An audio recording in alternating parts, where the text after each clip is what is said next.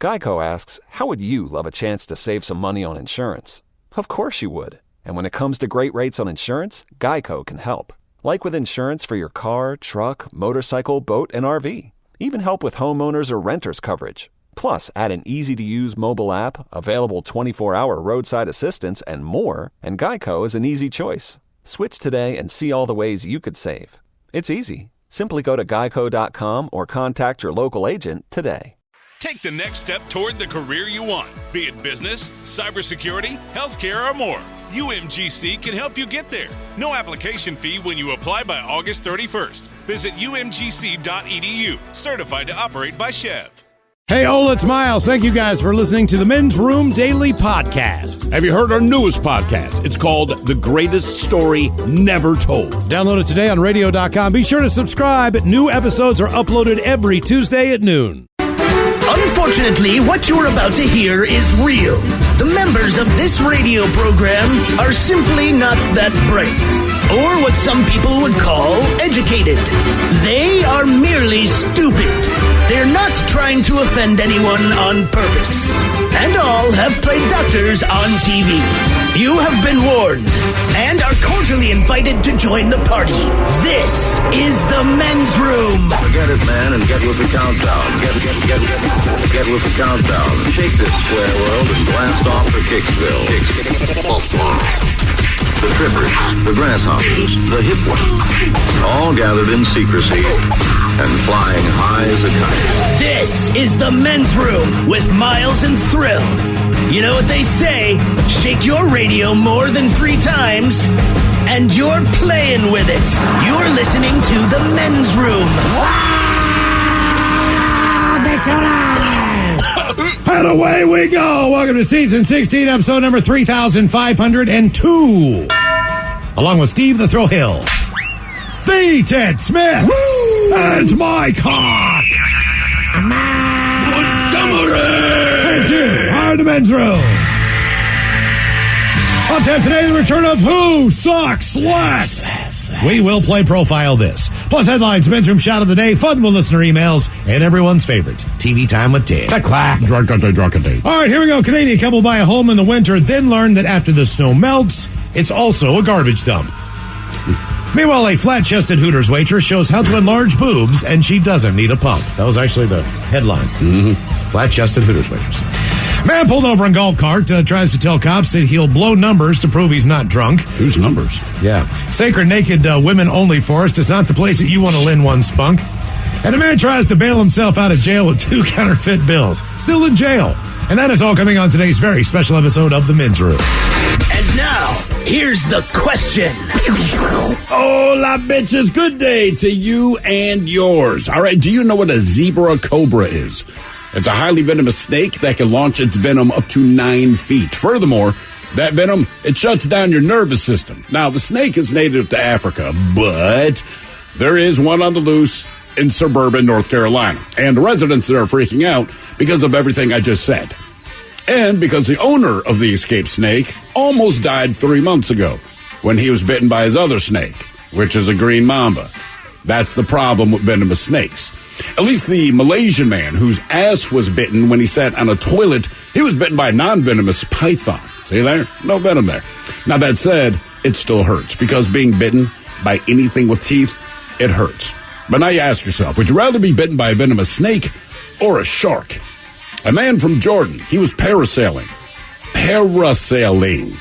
when a shark jumped out of the water and bit his right foot, severing tendons, tearing a muscle, and breaking bones. I mean, look, we all know that animals might bite, and that's why we exercise a level of caution around them.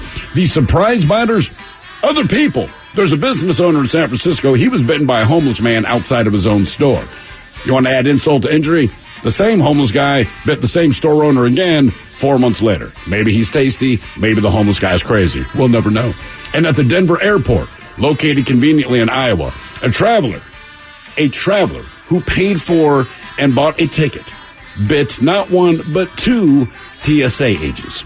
Good times. Good times. Look, today we're talking about your encounter with teeth or beaks. We don't forget about you birds. You suck sometimes too. It's all about being bitten, man.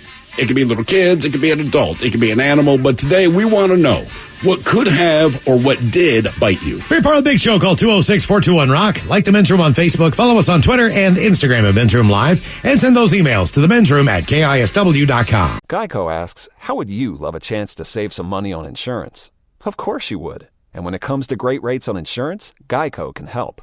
Like with insurance for your car, truck, motorcycle, boat, and RV. Even help with homeowners or renters coverage. Plus, add an easy-to-use mobile app, available 24-hour roadside assistance, and more, and Geico is an easy choice. Switch today and see all the ways you could save. It's easy. Simply go to geico.com or contact your local agent today.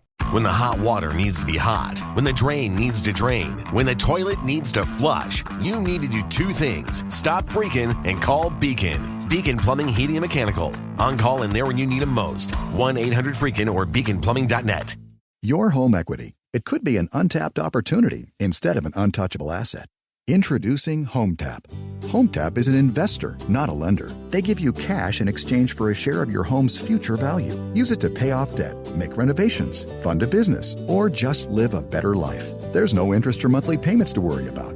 HomeTap. Get more from home ownership. Get more from life. Subject to eligibility, terms and conditions apply. Visit HomeTap.com to apply in minutes. That's HomeTap.com. Back to the conversation. This is the Men's Room with Miles and Thrill. 99.9 KISW. All the towels and away we go. Welcome to season 16, episode number 3502.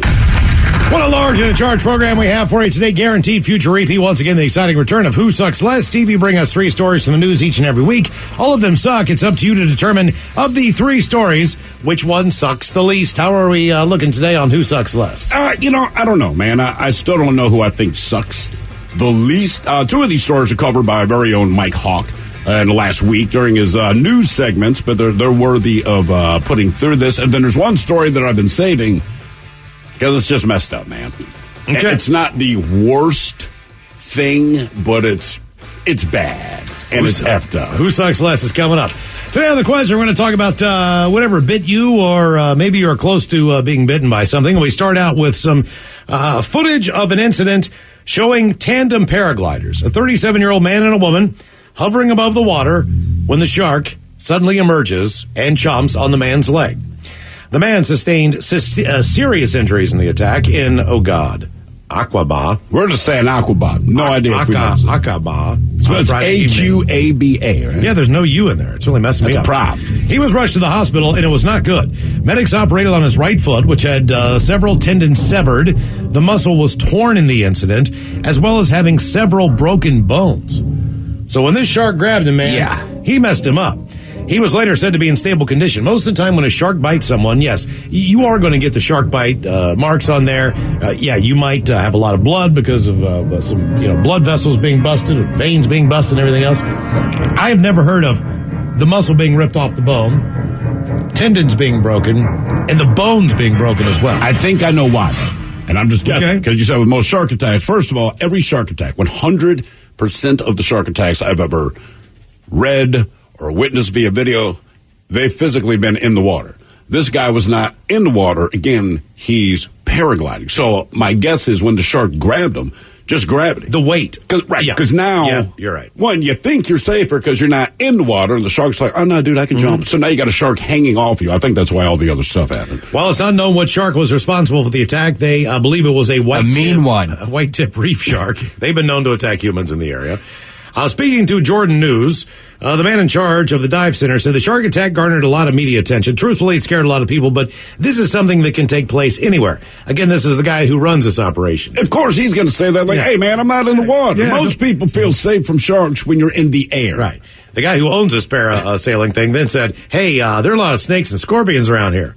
They're not dangerous enough to scare people away, so this shouldn't either.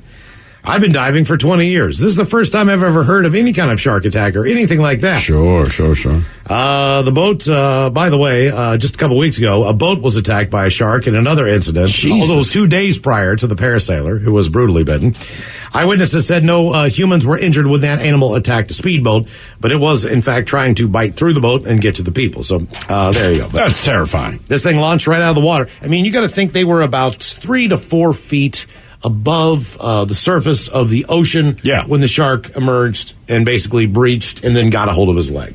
Which means the shark is probably already on its way up there when they actually lift it out of the water. Now, Miles, you said you have a buddy that runs, the paragliding boat? I spent a summer doing odd jobs in Ocean City, Maryland when I was like 18 years old. And one of the guys we knew that we drank with was the guy, and he was our age. You know, he ran the boat with another crew. There were like 3 people, and they basically took you up and down the coast of Ocean City, and you parasail. Yeah. So you start out in the water, they get the boat going up, man, and you are up there. I mean, you are up in the air. I mean, and it's one of those things where even when you're on the beach, you see these boats go up and down, and you're like, man, that would be pretty cool. It looks awesome. It looks so much fun. Right. And when you come down into the water, the way that they do it with a boat, it's like this gentle, soft landing. Sure. It's not a hard landing. It's almost like they just ease you down into the water. Yeah, let the parachute do the work. Yeah, it looks like something like, I can handle this. You know what I mean? Everything about it looks awesome. So here's what you need to know. When you get up there, you can see every single thing that's in the water at the time. And there are a lot of sharks in that area. So you can see all the sharks as they're doing their thing when you're up there. Now, it's not known to the people who are driving the boat at the time that, and you can see the people up there. He's like pointing down and looking, and then they try to look over and see what they're seeing in the water. Could be a ray, could be porpoises. There's a lot of things that go up and down the Atlantic there. So either way, he said that there are tons of sharks in the water. They are all out there. It is a fact. There's no doubt about it. And when you get up there, you can see them, and there are tons of them, and you see how close they actually get to people. Now, this is all fine and dandy, and everybody has the same exact thought in their head when they're done. There's no effing way that I'm going to go swimming in that ocean anymore, because they just know what they have just seen. But here lies the problem. The tether, the line that shoots them out probably is at least 60 feet. Yeah, I think it's about, that's the average. You're up there about 3 stories, it seems like. 3 or 4 stories up in the air. You're up pretty high on these. So the rope itself, all right, is long.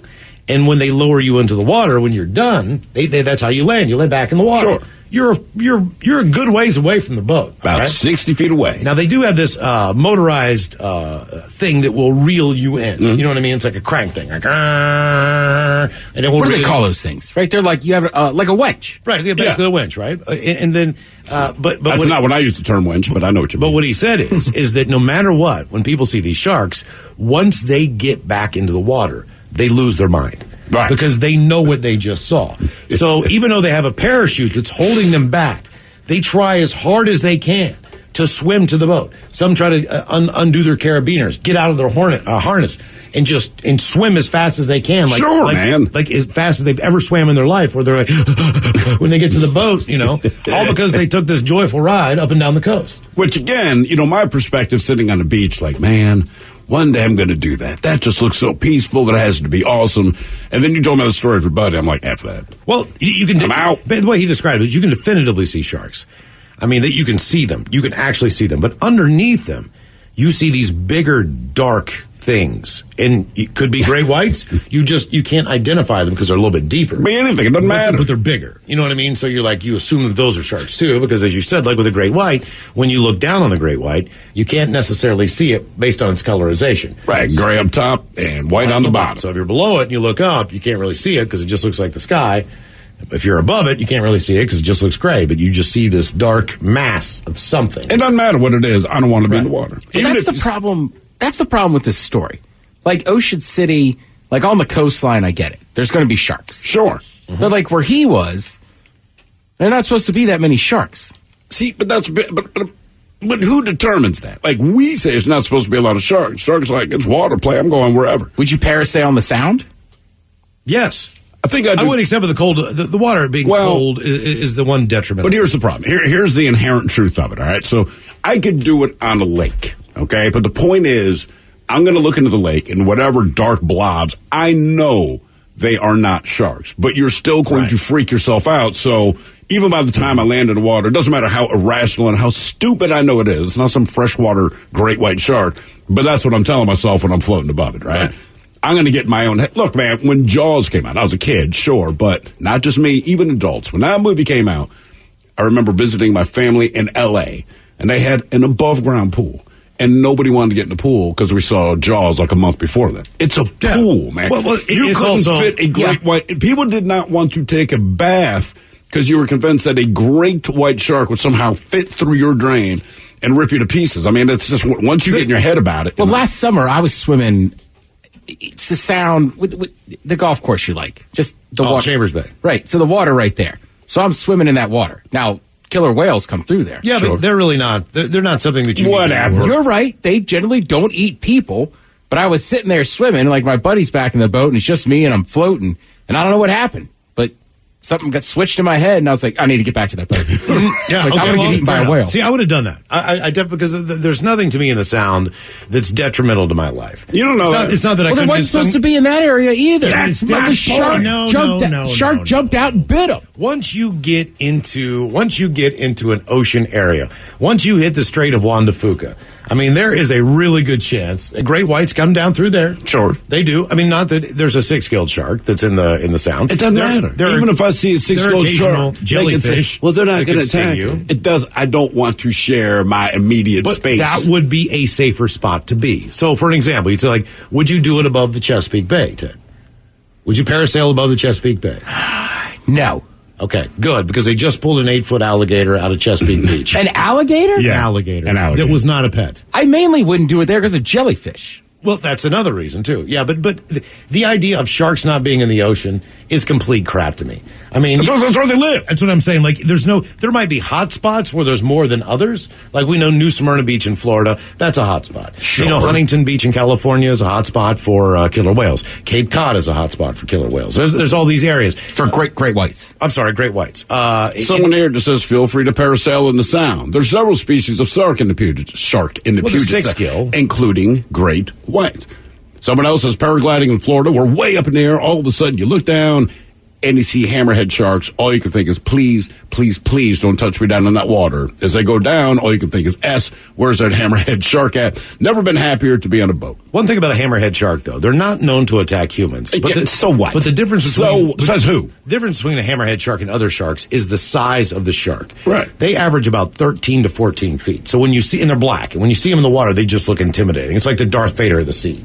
You know, They are intimidating. Look, You look people down, can you're tell like, me Jesus all Christ. this crap. I remember watching a nature documentary. They're talking about sharks. And I'm watching this with my mom. I'm a kid. And so I think I know the definition of words, but I'm not sure. One of the things they pointed out, they were saying, you know, all these falsehoods because of Jaws, because sharks, they don't, that's what the guy said, they do not attack vertically. They do a horizontal thing, and it shows them going after prey. Now, on this same episode, about 20 minutes later, trying to get a shark to pop out of the water so they can video it, they had a cow carcass hanging off the side of the boat, but it's above the water by about 6 feet.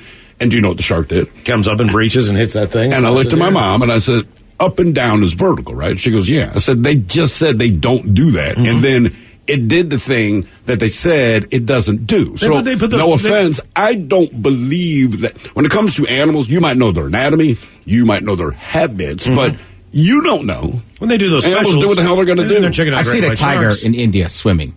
Right. They're not supposed to swim. Right. They never do this. This is so rare. It's like, is it? Or Well, they just do it when you're not filming? They drag We're those, watching it. They drag those decoy penguins behind boats, and on Shark Week, those when you see the great white shark breach and come out and hit that rubber thing that's flying through the air, if it's not a real penguin or a real seal, it's one of the dummies they use to get them. So they definitely come out of the water and breach. I know they breach. What I'm saying, and then- the shark expert is telling me they don't do that. And in the same episode, they don't do that. That's exactly what the goddamn thing did. And the other one, Air Jaws was a good show. and the other one before you had Google or anyone. What the hell is Air Jaws? It was like during Shark Week. That was like one of their big things, Air Jaws, because there's a certain point where they breach all the time. They fly Vertically. Yeah, they do. Yeah. Like they said they don't. Well, then another one when we were growing up was, hey, look, if you get into a shark attack, try to hug the shark and keep it still because a shark dies if it's not moving. So that was the rumor, you know. And then they later have footage where this guy's in a cave and he turns a corner and there's all these damn sharks sleeping and they're not moving. There's hundreds of them. You're like, well, that theory didn't hold up very well. Again, you're making educated guesses. You don't know anything. What could have or what did bite you? 206-421-ROCK. Geico asks, how would you love a chance to save some money on insurance? Of course you would. And when it comes to great rates on insurance, Geico can help. Like with insurance for your car, truck, motorcycle, boat, and RV. Even help with homeowners or renters coverage. Plus, add an easy-to-use mobile app, available 24-hour roadside assistance, and more, and Geico is an easy choice. Switch today and see all the ways you could save. It's easy. Simply go to geico.com or contact your local agent today. A burst pipe at 3 a.m. is a bad way to start the day. A cold shower in November isn't invigorating. So before you start freaking, call Beacon. Beacon Plumbing, Heating, and Mechanical is just one call away 24 hours a day. 1-800-FREAKIN or beaconplumbing.net. Your home equity. It could be an untapped opportunity instead of an untouchable asset. Introducing HomeTap. HomeTap is an investor, not a lender. They give you cash in exchange for a share of your home's future value. Use it to pay off debt, make renovations, fund a business, or just live a better life. There's no interest or monthly payments to worry about. HomeTap. Get more from home ownership. Get more from life. Subject to eligibility, terms and conditions apply. Visit HomeTap.com to apply in minutes. That's HomeTap.com. The men's room is in progress. San Francisco business owner says a homeless man bit him twice in the last 4 months, and he has had enough. The victim owns the Harvest Urban Market in the city's Soba neighborhood. He says a homeless man and drug problems in the area are fueling the violence. Police arrested the 29-year-old man for the biting attacks. He was charged with aggravated assault and battery. The business owner says he often finds people selling and doing drugs inside his bathroom. About every half an hour or so, or hour, we have some kind of incident in the bathroom. Sometimes it's theft, violence, crazy people walking around, people who have mental health issues. There should be facilities where people can do drugs. There are needles everywhere. People have threatened me with a needle. But he has been bitten twice in the last 4 months, and he says he's had enough.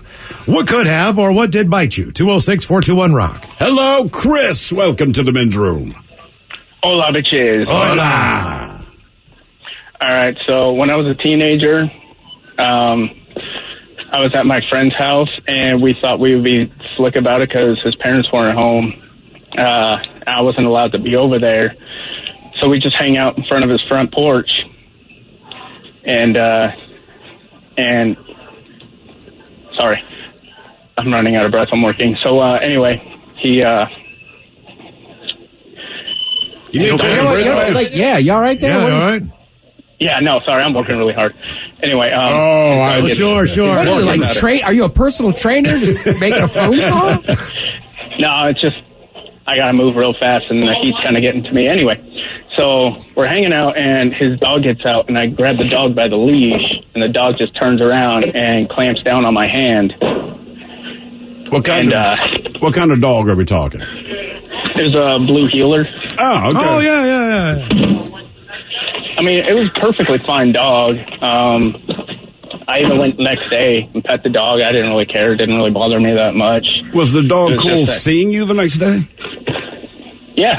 Okay. All right. It was just an incident, but I think it's because the owners didn't practice the best disciplinary things for him, and so he got aggressive with people he didn't know. What do you do for a living, by the way? Without saying who I work for. Yeah. Are you giant warehouse? I work retail. Yeah. Okay. All right. You follow it? I mean, I figured you're like one of those Peloton trainers, you know? Hang on one second, guys. You're looking great, Sheila. I'm dying. Well, at least you don't have to go to the gym with your job. I'll tell you what, man, I like blue heelers, but my dog is half blue heeler, and I can see that happen.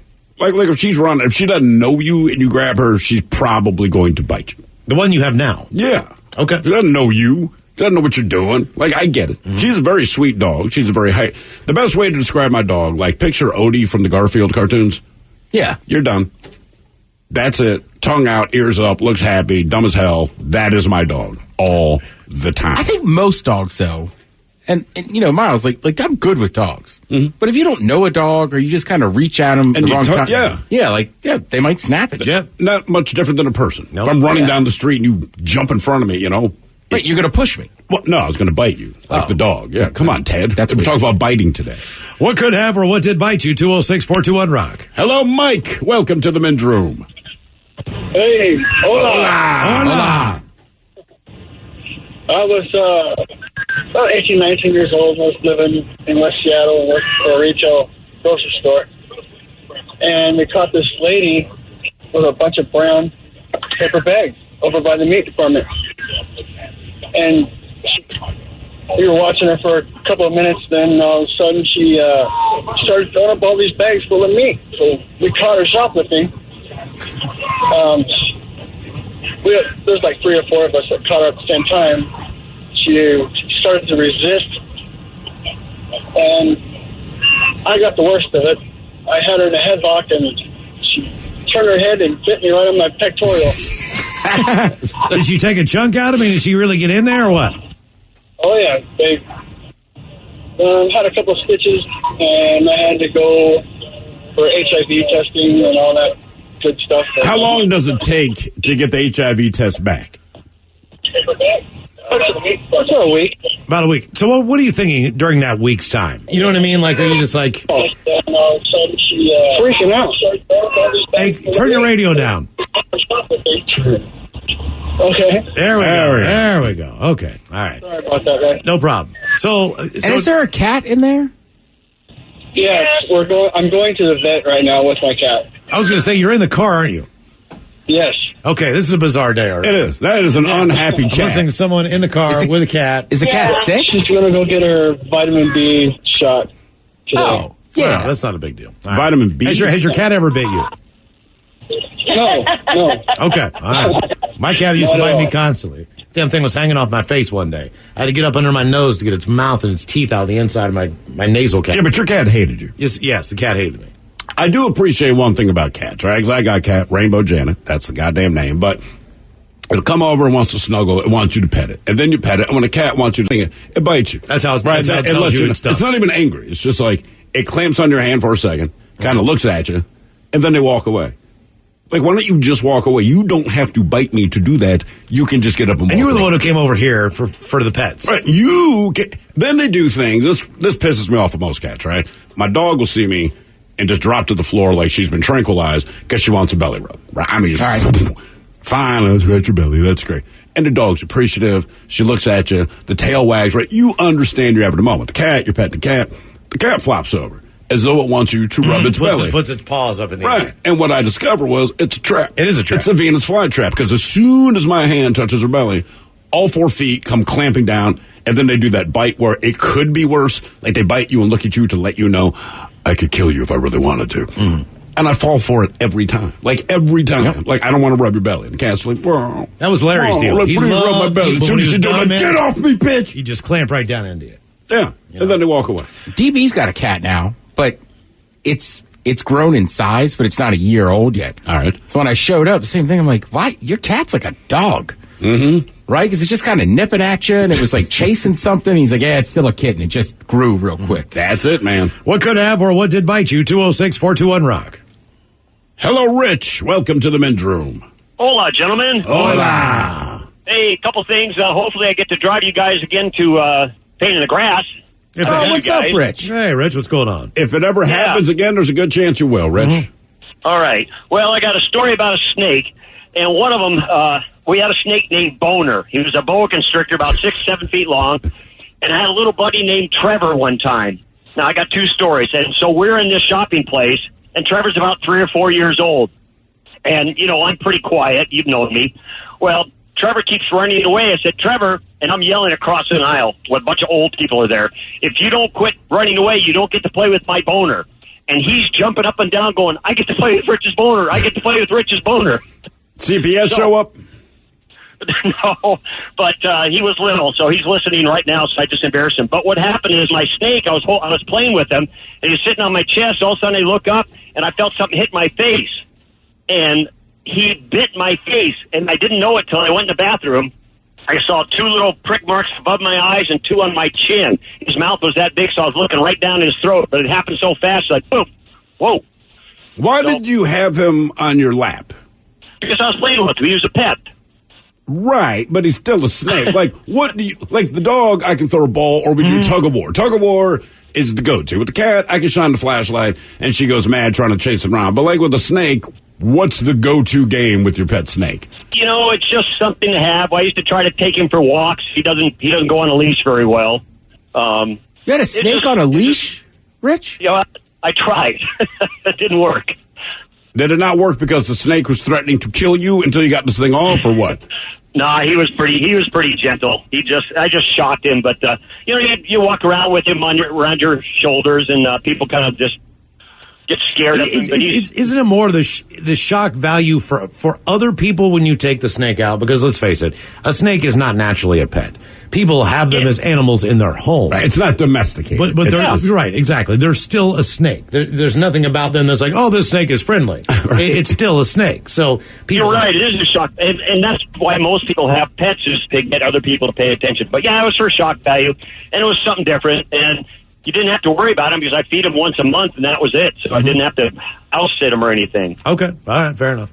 And of course, what happened to the snake, Rich? Oh, he's gone. Okay. I don't know. We were down at the Seafair Parade one year. Mm-hmm. I don't know. I left the area who knows, probably smoked something. But I'm walking back, and there's a guy with a boa around his neck. And I mean, I'm the same way. I'm like, I'm getting away from this dude. Right. And like the crowd is just partying, and you just watch people like, yeah, like he's the snake guy. Yeah. That's how he's known. You know what I mean? Like that's his thing. You know what I mean? Like anybody else, everybody's got a thing. That's his thing. But I felt there's snake guy and there's parrot guy. It's one thing to own a parrot, but then there's the different level guy who has the parrot, and for whatever reason, the parrot will never leave his shoulder.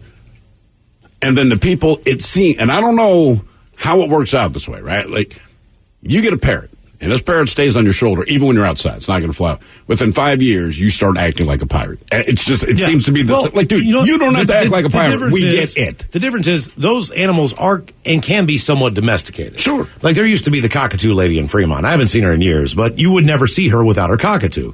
And it was such a big bird, and she was such a small lady. I mean, this is a Beretta-sized bird. This is a big-ass white bird. From the bottom of its feathers to the top of its head, well over 2 feet. I mean, it's a big bird.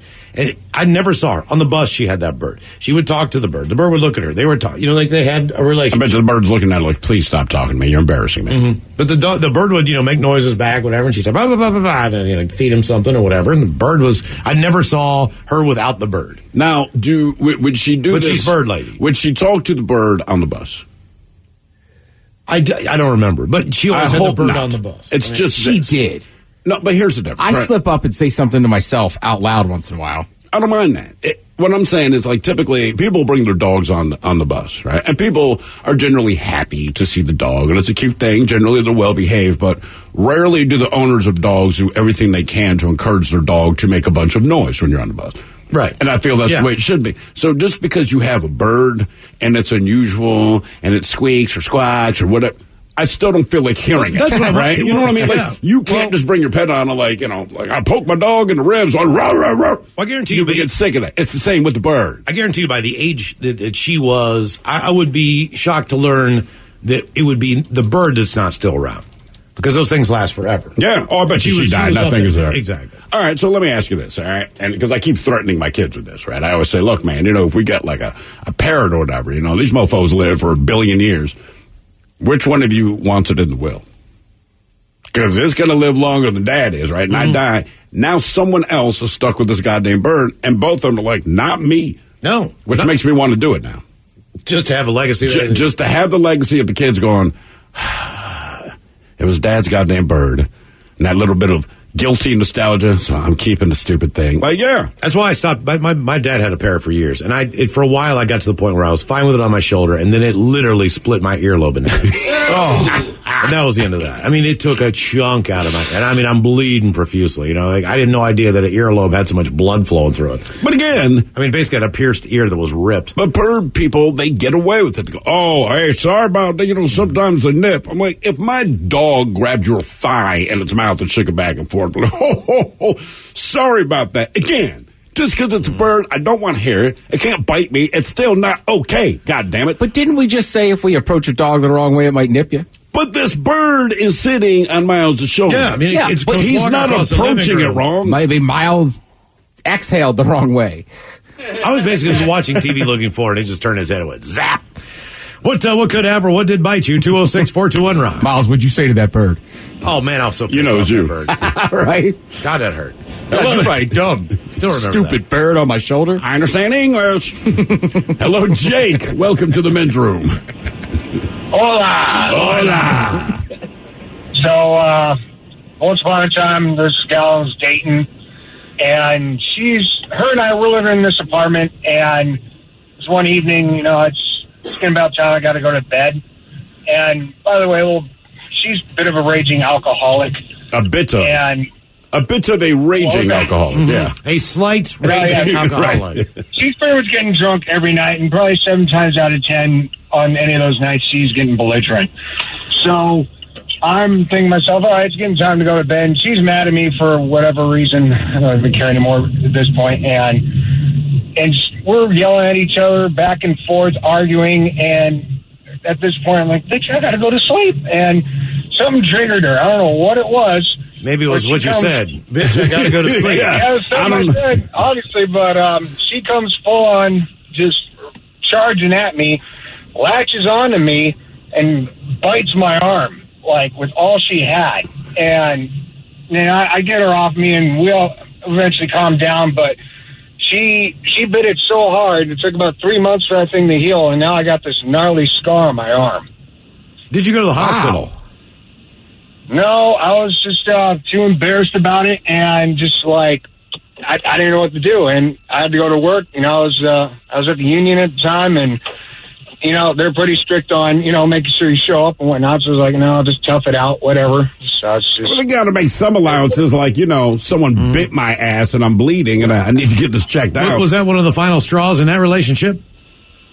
No, the final straw was when she drew a knife on me and then threatened to kill herself right in front of me. Did you ever call the police? Yeah, that point I did. How long were you with her? About 2 years. Okay. Did she ever find any help for herself? No, she didn't. Okay. She doesn't sound like someone looking for help. Yeah, she was slightly a raging alcoholic. She definitely flew her own ship on that. So. Yeah, 7 out of 10, slightly. There's something about biting people, man. I always remember this dude named Thaddeus back in Baltimore, right? And he was a badass. We got along fine. But this dude is always strapped with a gun. He's not scared of anybody. He goes, they're all this stuff. But we're talking about just living in Baltimore. He goes, look, man, I don't sweat. And I can't say his exact words. Let me paraphrase. Wow. I don't sweat a lot of people. I ain't worried about the cops. I'm not worried about this. You go, you don't mess with, man. Don't mess with crazy people, because they'll do some mess like bite you, and I ain't down.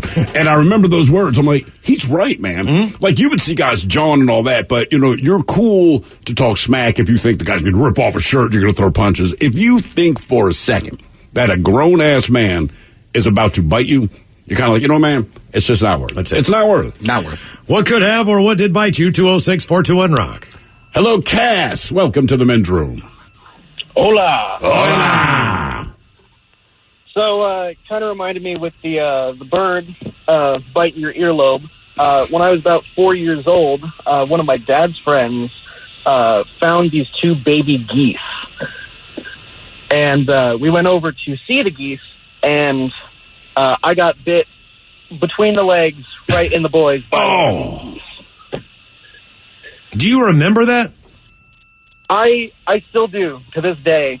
15 years later, I still remember getting bit by that goose. I bet you do. If a goose bit your testicles. Now, when you see geese, is this normally when it triggers your brain there?